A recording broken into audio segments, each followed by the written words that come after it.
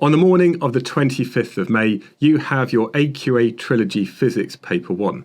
This is 1 hour 15 minutes long, there are 70 marks available, and it covers these topics that you need to be familiar with. Now this video is very much a revision of those topics, and it's going to remind you about all the work you'll have done in school previously. If there's anything you're not quite confident about, you can always go over to GCSE Physics Online, and I've got over 500 videos where I can teach you any part of the course. There are worked examples, and also all of the practical experiments that you should be familiar with. Now, as you're watching the video, there will be some content which is only for students sitting the higher tier paper, and in the top of the screen up here, I will say if that's for higher tier students only. Of course, if you're not sure, what you should do is download this completely free AQA revision guide. Inside it has a load of learning checklists for you to work through, so you can tick off all the topics as you're revising. This also has information with some of the definitions, the circuit symbols, the past papers you could be doing, and also how to revise. So if you want a completely free digital copy of that, go and download it now. And now let's get on with topic number 1. Now, energy is a bit like money, and it can be stored in different places or maybe transferred from one store to the other. And we can also think of it a bit like a liquid that's maybe transferred from different store to different store. Now, there are a number of different stores that we need to consider. So we have kinetic energy, which is due to how quickly things are moving. We've got elastic potential if you maybe deform an object, like you squash it or squeeze it. Gravitational potential is to do with how high you move something. And then we've got thermal, which is the internal energy store, as well as a few others. Now, what we can do is, with energy, we can actually work things out. And if we wanted to work out the kinetic energy, for example, the kinetic energy is equal to a half mv squared, where the v here stands for the speed of the object, and that's measured in meters per second. We should always measure our mass in kilograms, and then this means that the unit for energy is the joule. This energy is equal to a half ke squared, where e is the extension of that object, not how long it is completely, but how much longer it has become. And again, what we do, we measure our extension in meters. K is the spring stiffness, and this is measured in newtons per metre, and once again we measure our energy in joules.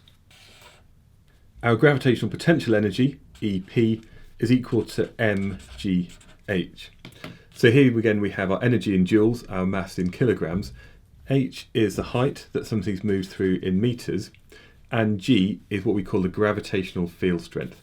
And on Earth this has a value of 9.8 newtons per kilogram, but this does depend on where you are in the universe. Some things like the moon, for example, have a much smaller value of their gravitational field strength. When it comes to looking at thermal energy, what we can do is we can change the thermal energy of something by looking at mc delta theta. So here what we have is our theta, that's our temperature, and that's measured in degrees Celsius. We measure our mass in kilograms, and this thing down here, little c, is our specific heat capacity. And this is the amount of energy required to raise the temperature of 1 kilogram of something, of the substance, by 1 degree Celsius. So that means the unit for this are joules per kilogram per degree Celsius. So we have these different stores of energy, but what we can now consider is the different ways that energy is transferred from one store to the other. And there are 4 main transfers that we need to think about. So these are our 4 transfer processes. You've got heating, electrical working, radiation, and this could be things like sound waves, or it could be light waves, and also the rest of the parts of the electromagnetic spectrum. And finally, we have mechanical. Now, it's really important to look at the way that energy is transferred from one store to the other. And what we might consider is at the start of a process, we can maybe consider the energy store. We then need to define a clear end point, and we can consider how the energy is stored at this point. And what we can then do is think about the transfer as well. So these are some of the things we need to think about. If you've got an object projected upwards, maybe it starts as the kinetic energy store and ends up transferred to the gravitational potential store. If you've got a moving object hitting an obstacle, it might end up going from the kinetic store, radiated by sound perhaps, into the thermal store of the surroundings. If you've got something which is accelerating, depending on what provides this force, you might then increase the kinetic energy store.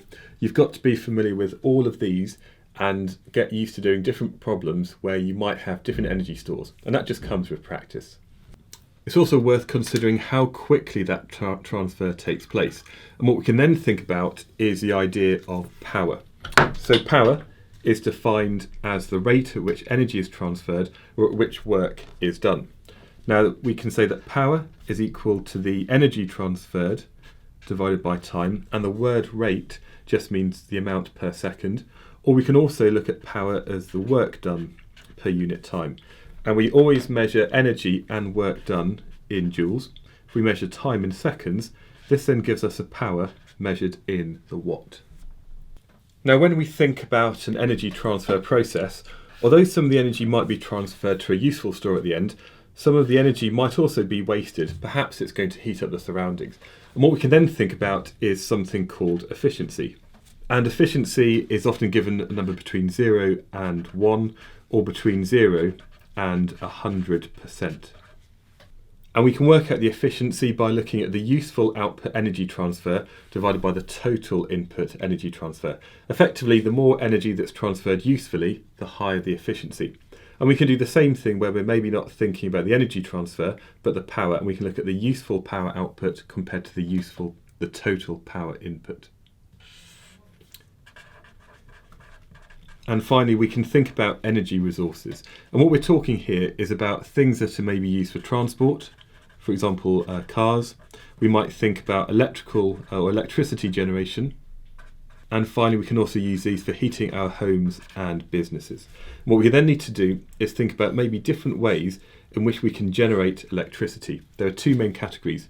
We've got non-renewable and renewable. Non-renewable resources, once they're used up, we can't replenish them. So we're thinking about coal, oil and gas, as well as nuclear fuels.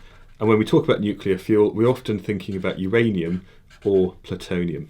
When it comes to renewable energy resources, so we have biofuel which can be burnt, and the reason that we burn all of these or use this to generate heat is to boil water. Water turns a turbine which then turns a generator which generates electricity. One way we can get away with not burning things is to use wind turbines, where it's the power of the wind directly which is causing the generator in the top of this to turn. We can use solar cells which turn that sunlight into electricity. We also have geothermal, hydro, wave and tidal, where these are just different ways of having moving water hitting a turbine blade to cause a generator to turn. So that is energy for AQA. So this video is a summary of the AQA electricity topic. And what we have in electrical circuits are a load of small electrical components. And what we need to do is we need to draw out circuits, and to help us with this, we have some circuit symbols. So some of these might be common from before, but there's a few extra ones, things like light-dependent resistors, diodes, and so on, that it's worth just spending the time memorising what all of these stand for. And the reason for this is it allows us to draw circuits really simply. Now, in the simplest case, we might have a power supply, so a cell. We might have an ammeter, and you always put the ammeter in series. And this is connected to maybe a lamp. And when the circuit is connected, it starts shining. We can also use a voltmeter to measure the potential difference across a component. So it's always worth remembering that ammeters go in series and voltmeters go in parallel. So what we have here is our really, really simple circuit. Now for this one here, what we can think about is the rate of flow of charged particles around the circuit. That's what is transferring the energy from the cell, in this case, to the lamp. And we've got to remember that electric current is the rate of flow of electric charge. Now, one of the equations we can use is that Q is equal to I times T. Now, somewhat confusingly, we use Q as a symbol for charge, and charge is measured in coulombs. We use I for the current. This is like the intensity of current, and we measure the current in the unit of the amp, and then time we measure in seconds. And really what electric current is a flow of electric charge, and in a circuit like this where we have maybe a DC supply, so it's a direct current, we've got the flow of electrons in the wires. Now we can also think of this electric current which is going through a component. It depends upon the potential difference across it, V, and also the resistance of that component. Effectively, we're going to have a bigger current flowing if you've got a bigger potential difference, but if you have a bigger resistance, that reduces the current. And what we have here is V stands for our potential difference, and this is measured in volts. R is the resistance measured in ohms, and then once again the current is measured in amps. Sometimes a more useful equation is V equals I times R, and you can apply this to any part of the circuit. If you know the potential difference and the resistance, you can then work out the current that is flowing. But when it comes to resistance, we need to look at the resistance of certain components. And we can set up a simple circuit a bit like this, and what we have is a power supply, we have a variable resistor, and this then allows us to change the current and the potential difference across a component. And we can do this for the following things. And we need to look at the characteristics of resistors, lamps, and diodes. Now, if we have a resistor, what we find is when we plot values of current and potential difference, we get a straight line that goes through the origin. And what this means is that as you have a greater potential difference, you've got a greater current that flows, and that's because the resistance is constant. In actual fact, this is a great example of something called an ohmic conductor. And provided this stays at the same temperature, the current is going to be proportional to the potential difference. If, however, you have a filament lamp, this isn't an ohmic conductor, and what we find is we get a graph that looks a bit like this. What that means is, as this gets hotter and hotter and gives out more light, the resistance increases. So this one here, you've got a changing resistance for this light bulb.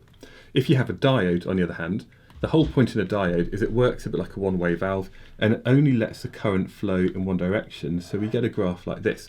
Effectively, if you've got a negative potential difference, the value of current is 0, but when you have a high potential difference, loads of current can flow through, and this really allows us to control the way that current flows in a circuit.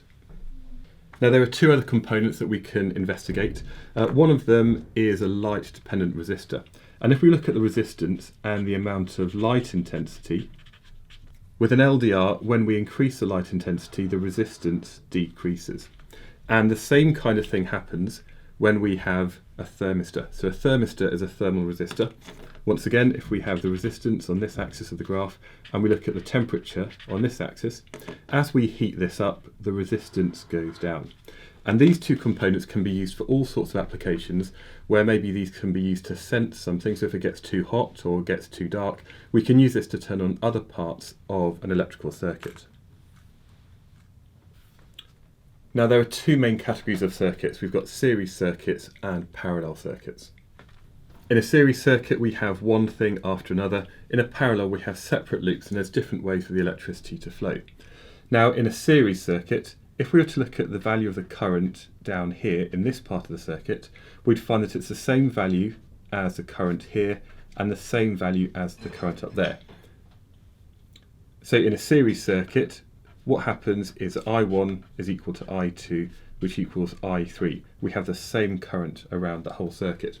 In a parallel circuit, if we were to look at I1, which is flowing down here, and we looked at I2, and we looked at I3, so that's the current through each resistor, what we find is that the current splits at this junction, and what we find here is that I1 is equal to I2 plus I3. So in a parallel circuit, we have a different current in each part of the loop. But if we were to look at the potential difference, say we had a potential difference of V1 across the cell, and we compared that to V2 and V3, that's the potential difference across these two resistors. What we find is that this potential difference is split between the components. So V1 is equal to V2 plus V3. In this circuit, however, if we've got V1 here, V2 and V3, we find that the potential difference across each loop of this parallel circuit is the same. So here we find that V1 is equal to V2, which is equal to V3. So potential difference around any loop in a parallel circuit is going to be the same. Now, when it comes to looking at resistance, if we have resistor R1 and R2, in a series circuit, their total resistance is going to be equal to R1 plus R2. Effectively, the more resistors we have in the circuit, the bigger the total resistance. But in a parallel circuit, if we had R1 and R2 now in parallel, there's effectively more ways for the current to flow. So the more resistors you have here, the lower their total combined resistance. Now you don't need to calculate it, but you need to know that the total resistance is going to be less than the value of R1, and also that total resistance is going to be less than the value of R2. So now we know a bit more about the way that current and potential difference occur in series and parallel circuits. We know we've got some of the other equations. We can also look at the electrical power. So this is the amount of energy transferred per second. And what we can say is that the power is equal to the potential difference times the current. Now again, we measure our potential difference, V, in volts, our current in amps, and we measure our power in watts. That's the amount of joules per second that are transferred. So effectively, if you've got a component with a bigger current flowing through it and a bigger potential difference, it's going to transfer more energy per second. But sometimes we might not know the potential difference. And the other equation we can use is P is equal to I squared R. So we can also work out the power, capital P, is equal to the current squared times the resistance. Now again, you've got to remember that energy is going to be equal to power times time. And another way of looking at the energy transferred is equal to QV. So this is Q, which is a charge in coulombs, potential difference in volts, and this then gives our energy transferred in joules. So there's a whole load of different equations that you need to be familiar with that you can then apply to circuits. Now so far we've been looking at direct current, which flows one way around a circuit, but then there's another type of circuit which uses alternating current. This is the kind of thing that you might have in a household appliance where you plug something into the mains. And the UK mains is 230 volts, and it's got a frequency which means there's 50 cycles per second. If we were to look at this on a graph, this means that sometimes you've got a positive value and sometimes it's negative. And this means that the current flows one way, then the other, then the other way, then the other, then the other, then the other, really, really quickly. Now, this is used in normal kind of household appliances. And what we often have is this 3-core cable. So we have 3 different wires in the core of that cable. So the brown wire provides the alternating potential difference from the supply. The neutral wire completes the circuit, and it's the difference between the potential difference here that causes effectively that current to flow. And then finally you've got this green and yellow wire, which is called the earth wire. And this is a safety wire that means if there's a fault in the system, this carries any electricity back to the earth rather than going through your body, as it says over here. So you need to remember some of these facts about an alternating supply, especially the household supply that we have in the UK. Now the other thing that means that AC is really useful is it allows us to transfer energy over large distances, or transfer electricity over large distances, by using the national grid. Now, where can I put this? Just down here. So the national grid is a system of cables and transformers that link power stations to consumers. And what you have in a transformer is you have 2 coils of wire, the primary and the secondary, and these are wrapped around an iron core. Now when you have an alternating supply in one, it causes there to be an alternating supply in the other. And this allows us to massively increase the potential difference, but also decrease the current. And this reduces energy losses in our power supply. So you need to know a bit about the national grid and how we have step-up transformers, which increase the voltage, or we also have step-down transformers, which decrease the voltage. So that's it, that's AQA electricity. We've got different circuit components and how they work in both series and parallel circuits, loads of equations, as well as information that you need to understand about an alternating supply. So this video is revision of the particle model, which is something that we use in physics to explain the world around us. Now the first thing we're going to consider is something called density. Now density is basically a measure of how much stuff there is in a given volume. So perhaps we have 2 things which have the same volume. So I'm just going to take this off. What we have is the same volume of material here, but this one here is a lot heavier. It's got a bigger mass. And that means that there's effectively more stuff in the same space. Now the way that we work out density, we use the symbol rho, so RHO. This is a Greek letter that we use to represent density, and it's equal to the mass divided by the volume. Now because we always measure mass in kilograms and we tend to measure volume in cubic meters, this then gives our density in kilograms per cubic meter. Although sometimes if we were to measure our mass in grams or volume in cubic centimetres, we could also, depending what we're measuring our quantities in, we could maybe look at the grams per cubic centimetre.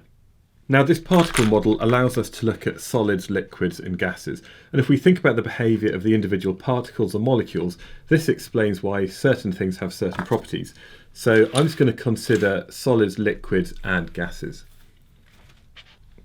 So in a solid, we have this close packed regular arrangement of particles. Now they're still jiggling around, they're still vibrating, but they're not really able to move around that material.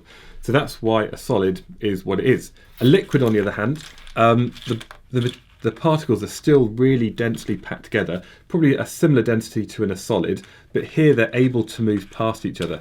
And what we have is this random motion of all the particles in a liquid.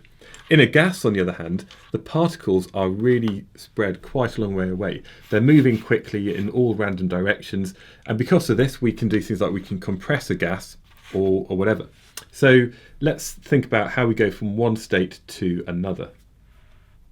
Now, if you have a solid and you heat it up, it turns into a liquid, so that's when it's melting. The liquid then might boil and turn into a gas, but if we have something which is evaporating, this is where something turns from a liquid to a gas below its boiling temperature.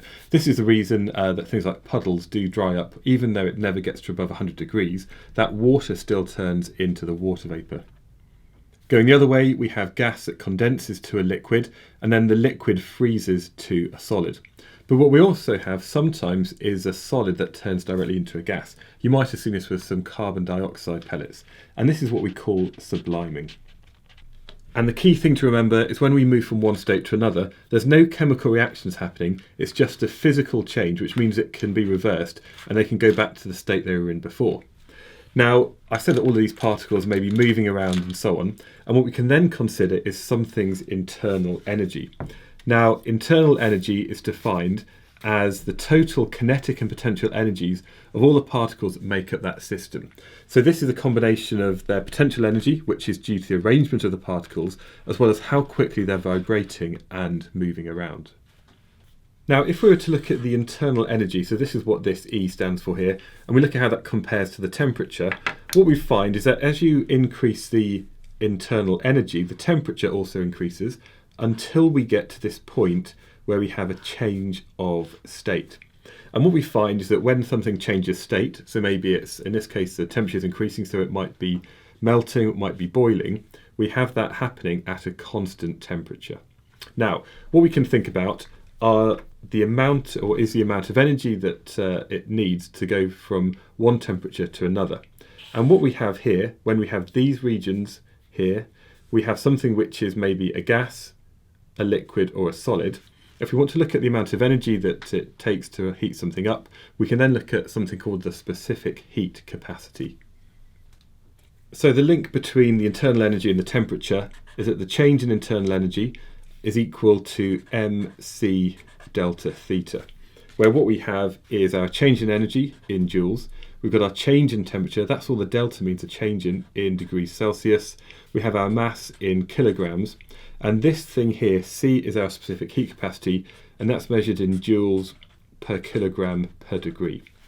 But what happens when something is changing state? Here the temperature doesn't change, and there we need to think about something called the specific latent heat.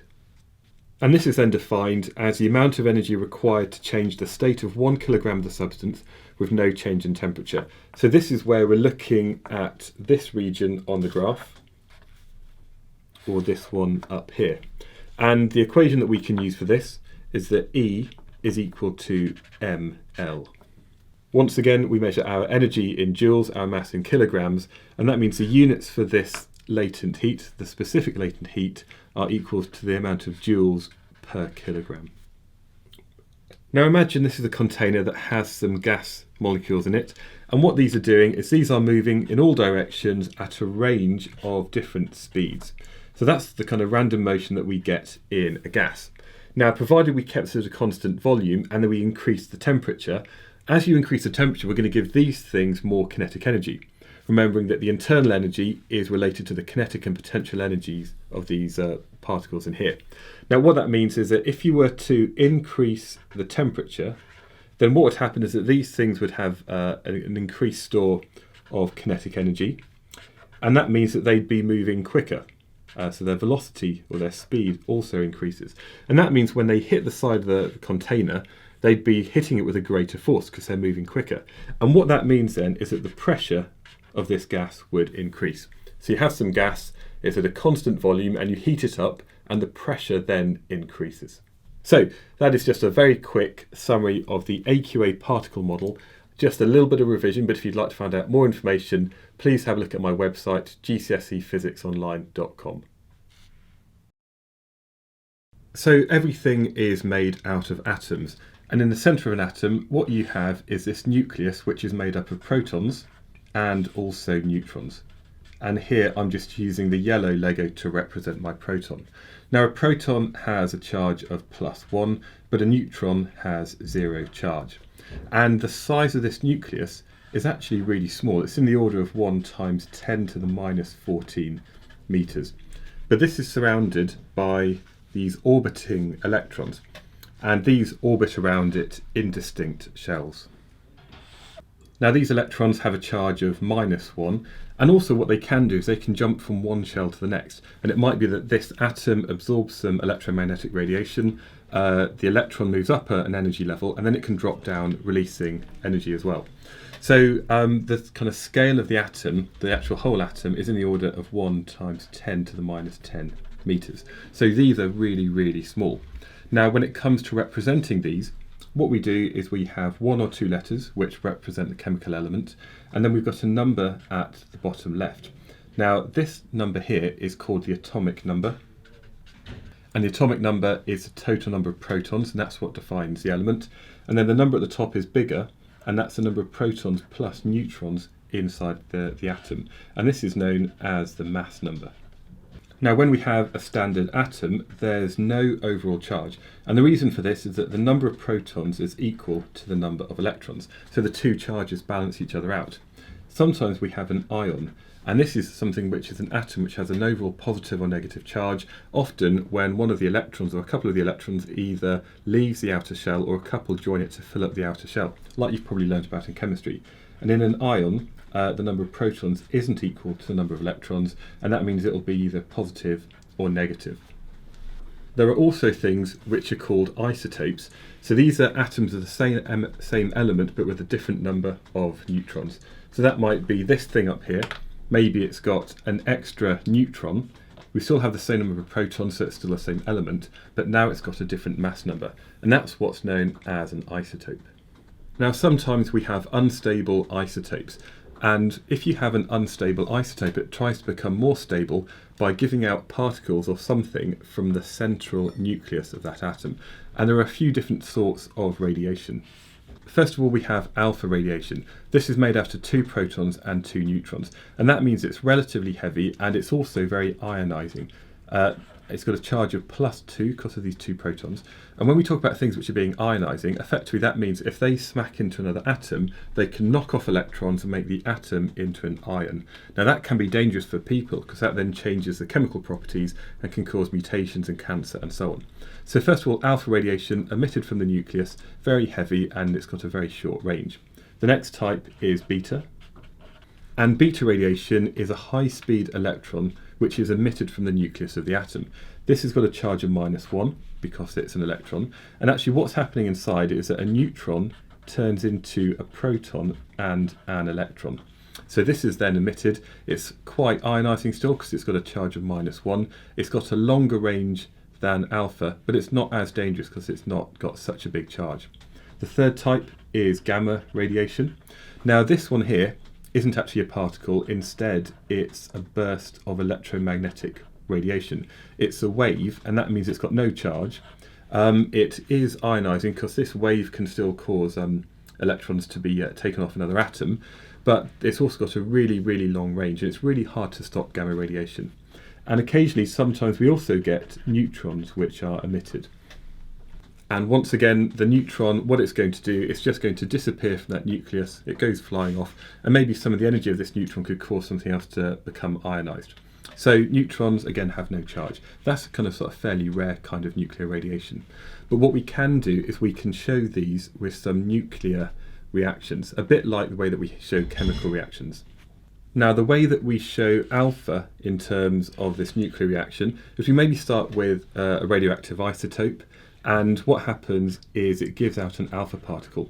Now, we give the alpha particle, because it's the same as a helium nucleus, because it's got 2 protons and 2 neutrons, we can often represent an alpha particle as He for helium-24.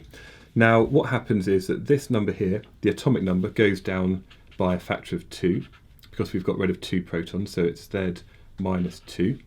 And the mass number goes down by 4, because it's got rid of 2 protons and 2 neutrons. So the number at the top goes down by a factor of 4. And this then makes a new isotope. If we did the same and looked at beta, again, we might have an element X. This is just a made-up thing. And what happens if it gives out beta radiation? This is the same as an electron. And effectively, an electron, we give it the number of 0 and minus 1. I'll talk about why that is in a second. Now, this thing here might decay, and it might make a different isotope, Z. Now, the mass number doesn't change, because all that's happening inside is that a neutron turns to a proton, so it's still got the same mass in the middle. But because we now gain 1 proton when there was a neutron before, that means the number at the bottom increases by 1. And what we can see is that this number here and this number here add up to that number there. So what we're doing is we're conserving the atomic number and mass number in this reaction. So this is a way to represent beta emission. Now, when it comes to looking at radiation, there are 2 things we can think about. We've got activity, which is the amount of alpha or beta particles which is given out. So that's the amount given out per second. But what we then do is we actually count this using some kind of radiation detector, often a Geiger-Müller tube. So count rate is the actual number of decays recorded each second by the detector, while activity is the total amount given out from that nucleus. And actually, the thing about radioactive decay is it's something which is spontaneous and random, and there's nothing that we can do to influence. But what we can do is we can look at the decay of something over a period of time. So maybe we have the activity, or the number of nuclei up here, and here we have time. And what we find is over time we get a graph that looks like this. And the important thing is that if we look at a certain amount of time, and we look at the activity, after a certain amount of time, the activity is going to decrease by half. After the same interval again, the activity decreases by a half. And again, after the same interval, it decreases by a half. And this time down here is what we call the half-life. And there are really 2 ways that we can define this. Either the time it takes for the number of nuclei of the isotope to half, or the time it takes for the count rate or activity in the sample to fall at half of its original level. So these are 2 definitions you need to know about. And effectively what this means is that it doesn't mean that after 2 half-lives everything is gone. It just halves and halves and halves and halves. And this line kind of never really gets to the bottom. And there are 2 further things we can think about, which are irradiation and contamination. Now, irradiation is basically you expose something to nuclear radiation, but that doesn't mean that thing then becomes radioactive. We can actually expose food to radiation to kill the nasty germs, but it doesn't make the food radioactive. However, contamination is when you actually get some of these radioactive particles mixed in with whatever the sample might be, and then that thing then continues to emit radiation and is contaminated. Now, we haven't always known about radiation and what it's like inside the atom. In fact, there are different models which we've actually used over time. Initially, they thought that all atoms were just these small, indivisible spheres, that we couldn't break them down any further. Then we went on to the idea that maybe when we've got these electrons, maybe we've got all of these electrons and protons all mixed up together. And this was known as a plum pudding model. But it was later on when they did an experiment where they had a sheet of gold foil and they fired alpha particles at this gold foil. And what they found was that most of the particles went straight through. So if most of the particles went straight through, that means most of the atom is empty. Now, they also knew that these alpha particles were positive, and some of these positive particles actually bounced back. Now, the only way that you can have a positive particle bounce back is if it bounces off something positive inside the atom. So this meant that we then knew that there was this dense positive core.